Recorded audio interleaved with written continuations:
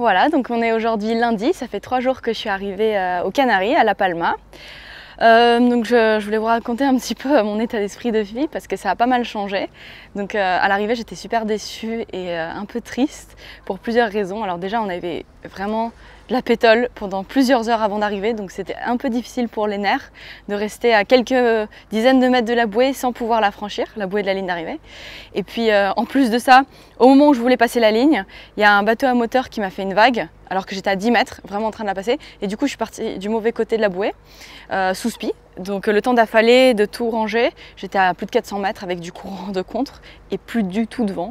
Donc là j'ai un peu perdu les nerfs et ça m'a pris plusieurs heures pour remonter au près dans le manque de vent, là, sans vent, pour repasser la ligne. Donc c'était vraiment dur ça mentalement. Et en plus de ça, en arrivant, en fait, le bateau qui me tractait, il a décidé de me mettre à une place qui n'était pas celle sur laquelle tout le monde pensait où je serais. Et donc j'étais toute seule à l'arrivée et je m'attendais un peu à ce qui est mes amis, ma famille, tout le monde.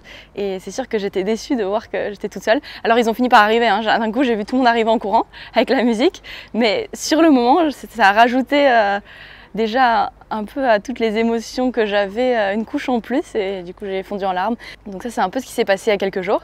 Depuis j'ai pu dormir, je me suis un peu reposée, j'ai réfléchi à la course et c'est sûr que c'était une étape qui était très dure pour moi parce que c'était pas du tout les conditions de mon bateau.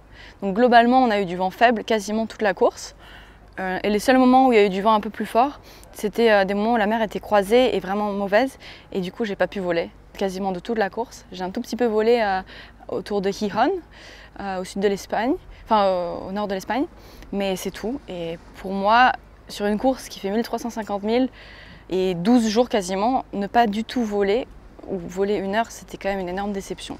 Donc ça, c'était une des raisons pour laquelle j'ai eu du mal un petit peu mentalement, c'est que la pétole, en tout cas le manque de vent, je m'attendais à ce que ce soit lent et difficile, mais à partir du moment où il y a eu du vent, je pensais vraiment pouvoir rattraper les autres, ce qui n'était pas le cas. Et ça, c'était pas facile à digérer. Et puis à part ça, j'ai eu pas mal d'autres aventures, notamment des problèmes d'électronique. Donc à partir du Cap Finistère, j'avais plus du tout d'énergie dans le bateau. Les batteries ne chargeaient pas assez et donc j'ai dû barrer quasiment toutes les nuits et ça c'était vraiment difficile parce qu'il faut être... en fait la nuit on a toujours envie de dormir, même si on arrive à se reposer la journée, la nuit tu as toujours envie de dormir. Donc moi je devais tout éteindre, barrer toute la nuit et les seuls moments où j'arrivais à dormir un petit peu pour me reposer c'était en pleine journée quand je mettais mon panneau solaire en plein soleil et que je pouvais du coup me reposer un peu avec le pilote automatique qui reprenait le dessus. Donc ça c'était vraiment pas facile parce que du coup j'étais très fatiguée toute la course, ça m'a coûté quelques mauvaises décisions stratégiques mais bon c'est comme ça. Et puis surtout ce qui fait peur c'est que la nuit, en fait quand tu es en blackout, tu n'as ni AIS, ni VHF, ni feu. Donc surtout quand du vent faible, c'est un peu la roulette russe, hein. C'est pour savoir si un cargo va te passer dessus ou pas. Donc ça fait assez peur. Puis, donc ça c'est la plus grosse difficulté de cette course. Bon au moins je m'en suis rendu compte que j'arrive à gérer mon bateau quasiment dans toutes les conditions et même là je m'en suis sortie, j'ai trouvé l'arrivée jusqu'aux Canaries. Donc c'était bien. Et puis ça m'a permis de progresser là-dessus, de me sentir plus en confort sur mon bateau. La bonne nouvelle, c'est que avant ça, j'avais pas encore passé une seule nuit en mer, en solitaire sur mon bateau depuis qu'on a les foils. Et en fait, depuis qu'on a installé les nouvelles bannettes, c'est vraiment très confortable. Et donc ça m'a permis de me rendre compte que j'arrive à vivre en mer sur ce bateau. Donc ça, c'est un énorme point positif. C'est vraiment cool. Sinon, une autre aventure, c'est que j'ai vu des orques. Ça fait un peu peur. Mais heureusement, ils n'ont pas attaqué mon bateau. C'était au niveau du DST du Cap Finistère. Ils sont venus vers moi et je les ai vus juste à côté. Hein. C'est assez impressionnant parce que ça fait la taille de nos bateaux.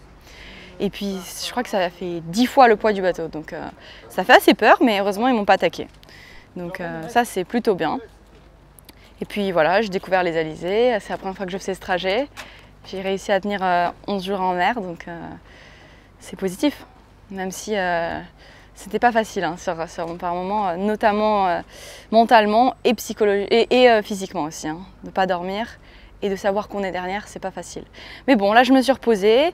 Je réfléchis un peu à comment améliorer mon bateau et résoudre ces problèmes pour la deuxième étape. Donc j'ai surtout des problèmes d'électronique et puis voir comment appréhender le vol dans la mer plus forte. Donc je vais travailler tout ça et puis j'espère revenir plus forte sur la deuxième étape.